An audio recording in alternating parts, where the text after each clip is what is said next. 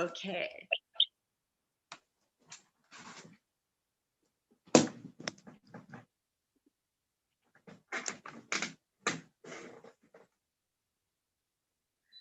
Okay, and I think we are live here. So, hey, everybody, live from the Scheinfeld Center Innovator Studio at Santa Barbara City College. It's the Enlightened Entrepreneur Podcast, where we inform and inspire Gen Z to become even more entrepreneurial and innovative in our global economy. I'm your host, Julie Sampson, director of the Scheinfeld Center, and thank you, everybody, for joining us. Welcome. This is where we build livelihoods that matter, learn how to become our own bosses, and make the world an even better place. And in this episode, we're going after how to create positive change. And this is relevant because Gen Z is on target to become the most entrepreneurial generation to date. And they're very motivated towards making impact with global issues, sustainability, social good. In fact, about 62% of Gen Z believe that they have the potential to create impact in the world, and almost half believe that they'll invent something that changes the world. And this is all great, but the question is, how do you get started with this? And so to help us break it all down, joining us from Uganda is social entrepreneur, philanthropist, peace advocate, agriculturist, and community social developer, Jacques Matt. So Jacques, welcome to the podcast. Thank you so much, and I'm glad to be part of this. It's a pleasure. Well, you have done so much amazing work. We can't wait to hear more about what you do. So maybe let's just start right off with, how do you describe the Wilmat Foundation and what you do there? Okay, thank you very much, Julie. And I'm very happy. Actually, this has come at the right moment where Wilmat Development Foundation is profoundly honored and exceedingly humbled to be part of this podcast in, of course, sharing the successful stories that we've done for the past years. WDF, if I can narrow it down, is that it's a non-governmental youth-led organization that is focused on empowering underprivileged communities in Uganda, East Africa at large, of course, where we envision building resilient and self-reliant communities with a mission of empowering those very underprivileged ones with practical skills for sustainable development. So far, we are working in 3 regions of Uganda in particular, where we are in the central region, the eastern region, as well as the western region, where we've been working mostly with women, where we work with, of course, when I look at the women, here I'm looking at the young mothers who are always ignored by their husbands, like our fathers did, maybe, differently abled persons, widows, as well as the elderly. Remember, these are categories of people whom we look at under the women. Now, when you look at the youth, we look at the boys and girls, especially in different matters that affect the boy child alongside the girl child. They all have needs which need to be responded to. And when it comes to the men, they're also involved in our work to ensure that there is what we call gender equality. When it comes to the scope of work, we look at climate smart agriculture as one of the programs that we carry out in line with empowering communities through incorporating modern farming methods into the traditional methods. Another one is women economic empowerment, which looks at, of course, women on how best they can raise back stronger when it comes to being financially stable and independent, as well as knowing their rights. So it's not all about entrepreneurship that we bring to them, but also them, the women, understanding their purpose in entrepreneurship. When you look at, of course, the youth empowerment, here we look at the young people, be it those who are at university and those that are out of university, on how best can they build their career. For example, Africa in particular, you realize that there are so many people or young people who are at schools of high learning, but they really don't understand what exactly they need to do at the end of it, or at the end of the course, 3 years, 4 years, 5 years down the road. But at the end of the day, they enter the job market without knowing exactly what they are supposed to do. There are a lot of amazing work that we are doing under those scope of work. Thank you so much. That's something brief about Wilmat Development Foundation. Okay, great. So let's focus in on the entrepreneurial support that you offer women and also youth. So, what exactly are some of the dynamics that you saw that indicated that these two groups, women and youth, really need help learning entrepreneurial skills? And how did you know that you were the right person to address this need? Mm. Thank you so much, Julie, for that amazing question. When you look at the coverage, for example, if I look at the women, you realize that Uganda overall, women do not have the same opportunity as men to gain paid employment, or to benefit from the working experience that they have, be it contacts and the opportunities to accumulate savings from salaried income. As an organization, we, for example, at my end, it was before in 2014, early enough, when I had the passion because of the background that we come from. Someone else can call it what you call a humble background or a poor background, where you have grown with your mom who takes care of you from the first day up the last day. And also through the hand of those who really feel like if you have the opportunity like other children, you could be someone else. You could be someone better.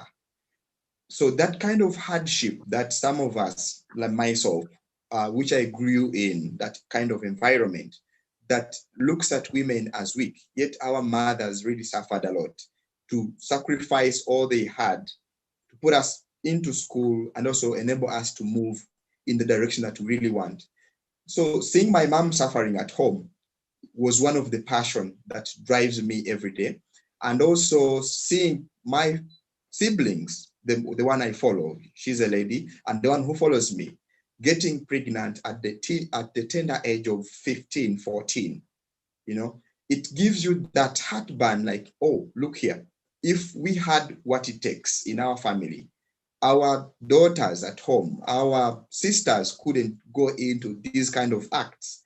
So it's something that drives me to say, look here, not all young mothers every day really like what they are doing. It's just because of the situation. So that's how now it captures the heart of me, where I happen to be the founder. I don't work alone. So you will hear that in most of the conversation I'm going to give you, I'll speak of we, because I believe in togetherness and diversity in causing a positive change when it comes to empowering the women in different communities. One of the fact check that we do as an organization is that Ugandan men are more active in entrepreneurial activity than women, where you find that women comprise 40% of the people who are engaged in entrepreneurial activities, but an estimate of 1.4 million women, still a sizable number, of course, but men still make up the remaining 2.1 million entrepreneurs. Imagine out of the 1.4 million, women, only 43.5% are in those nasty entrepreneurship groups where they are still trying to, create entrepreneurship or enterprises from the start. And also some of them, like, their enterprises, the ones that they own, it's just still 42-month-old if they have tried anyway. So that kind of hardship, they don't know the direction they need to take. They are good at doing business. Women, that's why I love like empowering women. They know what they want if they have the right tools and the right knowledge. And it's one of the reasons that keep us moving. Like, you know what? Our mothers need to have a better life. And this can be provided by those who have moved through the ladders of education and have something to share with those in the communities, either you studied or not. That is something that keeps us pushing in the direction of women empowerment, entrepreneurship, of course. That's excellent. So Mm. you saw the need for this from the way that you grew up, and also you have a background in economics, right? That's what you studied. Yes. Okay, so Mm. you were able to match those things together to create a solution. But how did you get started? So you saw this need, you recognized you needed to work together to collaborate. How did you get the whole thing started? I think that's what can be so challenging for people who see a big need that they want to Mm. address, but just getting started can be so challenging. How did that go for you? At my end, to help and support women, it's something that, of course, was very challenging. For example, in the journey of development, if I look at Wilmat, it's not how the name is, it's willingness matters in development. That's what it means. So to cut it short, we say Wilmat. Oh, Willingness matters in development. Because if we don't have the mindset to change, social entrepreneurship, everyone is an entrepreneur, but the approach always matters. Having a background of economics, I can tell you that today I'm doing more because there are a lot of missing gaps when it comes to implementation. And organizing young people to join the cause, it's always a challenge. Where most of the young people that we have today always believe in the soft copy. Here I mean where you go to office, you sit, you earn salary at the end of the month, and then you go. When you look at climate smart agriculture, a small percentage, let's say around 14.5% of the young people are actually engaged actively in the agriculture sector, and they feel like they can't. So as an organization, we began with agriculture. And as an individual, I'm an entrepreneur. So I believe in starting small, and it has kept on growing step by step. Challenges have been there where some of the young people that join us always want to, an idea is something that is born, and it's the mind that drives the idea. So to take on what, let's say, Julie, you begin with an idea to make bracelets, which is one of an economic activity that women are engaged in here, so that you support the families that you're working with. Then at the end of the day, someone says, "Oh, look here, I do it better than Julie. So if you give me the support, I can do it much better." Of course, but the direction and the vision that we have is what has kept us, of course, moving from leading teams, strategic planning, implementation, monitoring, and evaluating all the steps we take. So it's one of the important key items that aspiring entrepreneurs out there should take on. Resilience is key, no matter how challenging the environment is, because we are not the first innovators. We are just, changing the status quo of what was done before, then revising how it's done to a better way. yes, excellent. I really like what you brought up, the idea of establishing and keeping the vision in mind of what you want to create, um, keeping resiliency around you because there's going to be challenges that come up, and it's just important to be able to bounce back. And then you also talked about the importance of collaborating and working together with other people. Yes. How did you identify the right team members to work together on this? Being talented, it comes from your mindset, and your way of work also attracts, magnet. If you turn them differently, I try to apply knowledge from other subjects, no matter what my background is as an economist. But I feel if we try to apply the theoretical knowledge into practice, you know, same poles repel, isn't it? But unlike poles, they attract. And I always look at talent from what can you do, not what papers do you have from school. We have those that I have managed to recruit because I believe in talent, and also helping young people realize their talent is also another thing, where I have exposed more than, I think, around more than 100 something plus, just through the organization, interning with us locally, if I talk about the local. And at the end of the day, from these very people who come to do internship at the organization, they end up being absorbed. But to be retained also depends on how have you been performing. Because not all the young people who join really know what exactly are the core work schedules, be it how you're going to implement programs.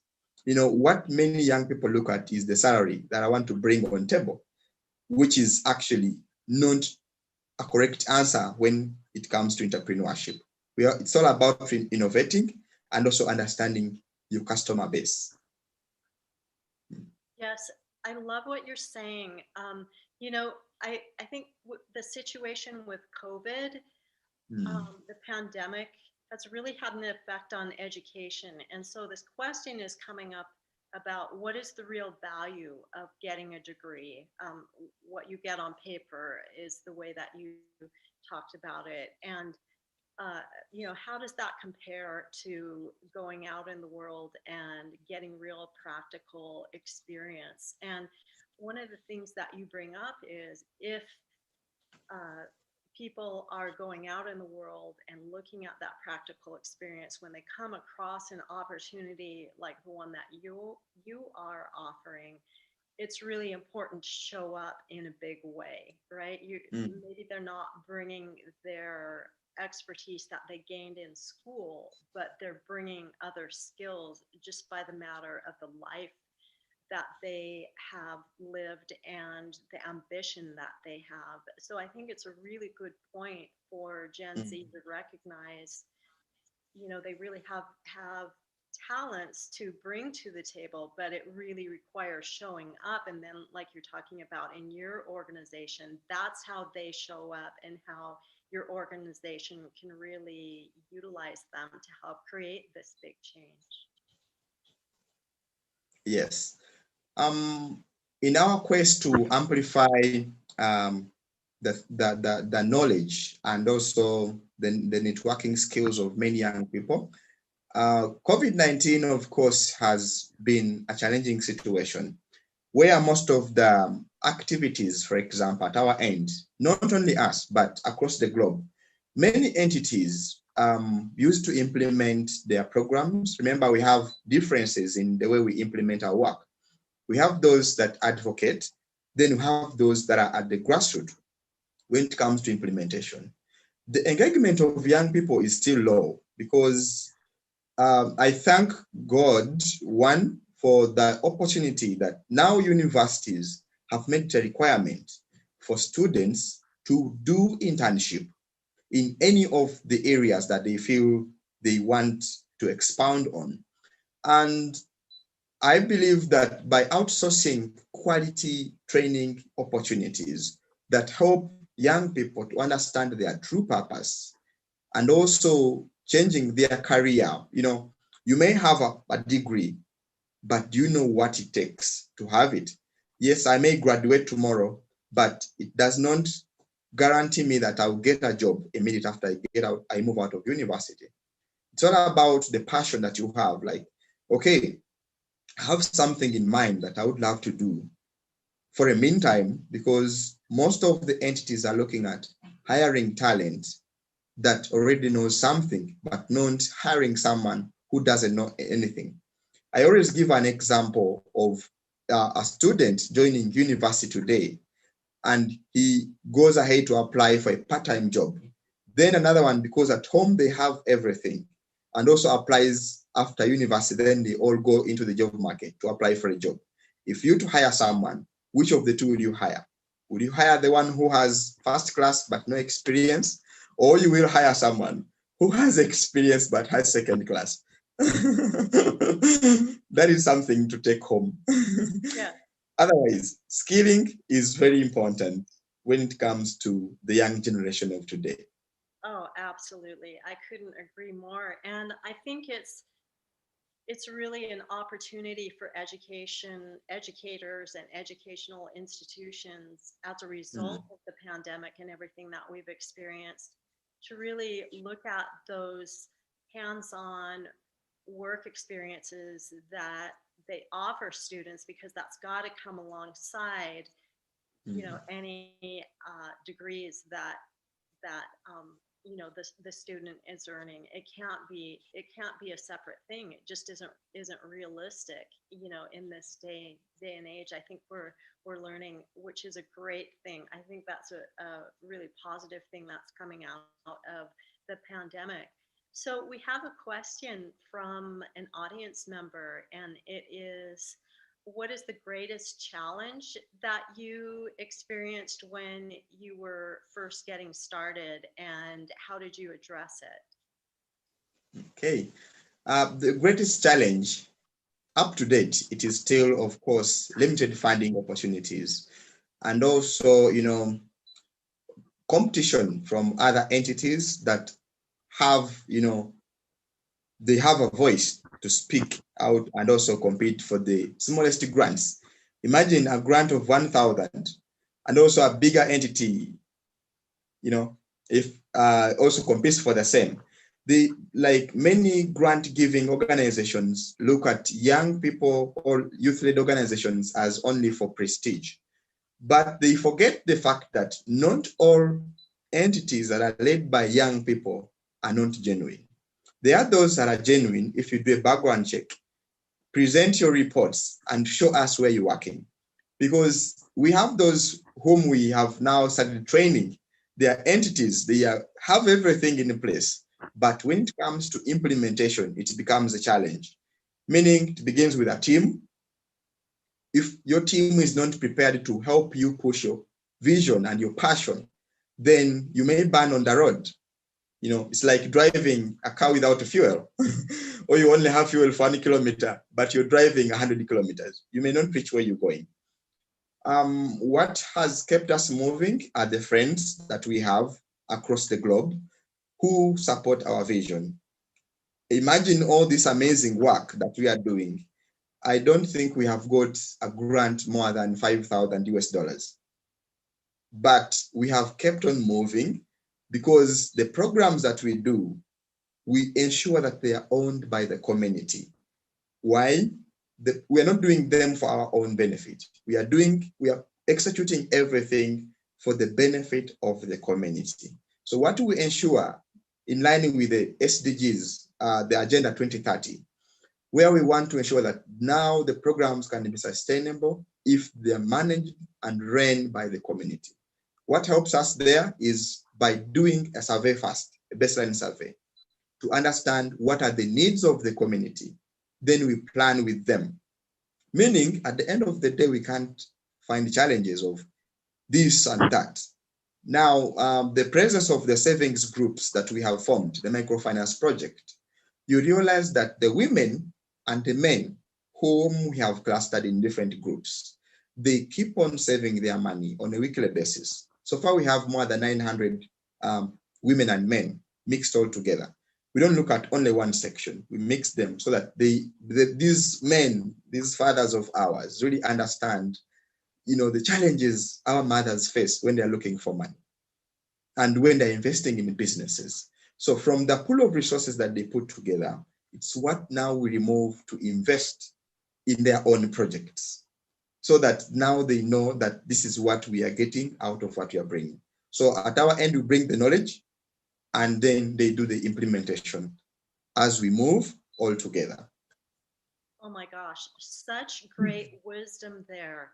The whole bit about, first of all, really understanding the problem and reaching out to the community and making sure that you're engaging the community in understanding the problem and getting their input so that you have their buy-in, but also so that you have an idea of what problem it is actually that you're going to solve. Because a different communities, even though you're addressing entrepreneurship for women, they could see the problems differently. Mm. And so by really doing that work beforehand, to interact with the community that you're wanting to serve. You make sure that what the solution you design is really going to meet those needs.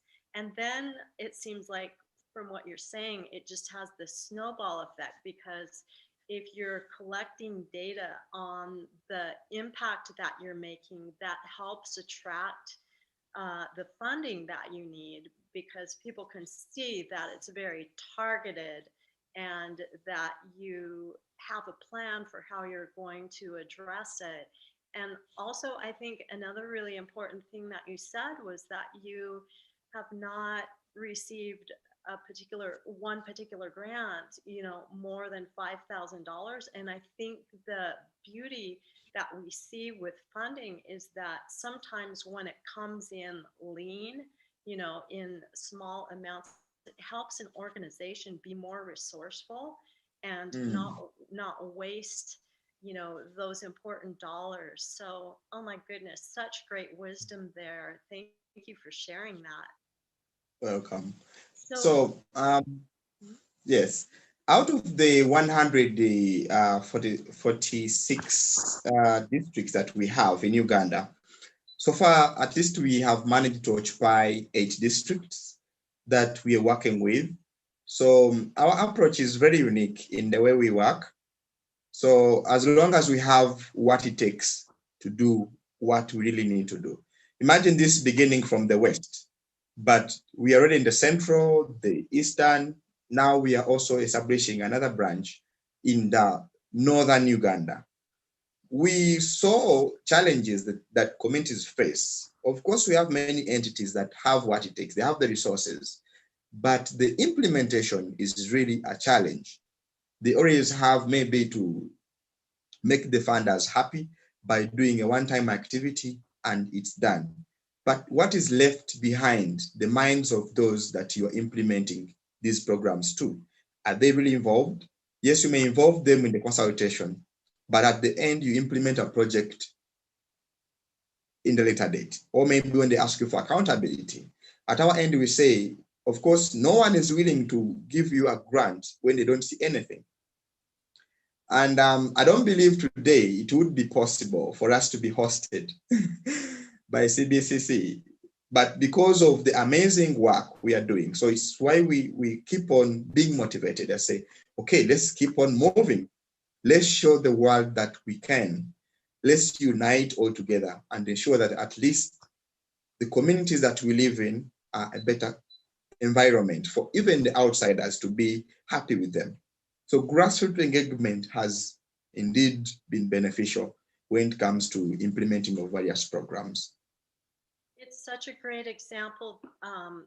Your foundation and the work that you're doing, and like you're talking about from the grassroots level, um, this this is an important way. It's kind of counterintuitive, but it's an important way that these huge challenges that faced humankind and our planet, it's the way that we're really going to make change together. Mm. There does have to be, more from the top down regulations and, support that way. But we can't wait for that to happen. It needs to start now with the grassroots approach. And as you had mentioned the United Nations Sustainable Development Goals, um, those are you. We'll put the link to those goals underneath the video, and I encourage any of our listeners who aren't familiar with those, to go and look at those goals. They're big goals, but if you also look at the United Nations website, the organizations that are really creating change, it's the cumulative effect of foundations like yours, that are coming together, and that cumulative effect is having an overall greater effect. And so I think that's a really good point. If you, to end on, if you can believe it, it's our time is gone already. But Jacques, I'm sure that people want to connect with you and the work that you're doing. What is the best way for them to do that? I believe our website has everything there, or by email in case that could be possible to be shared.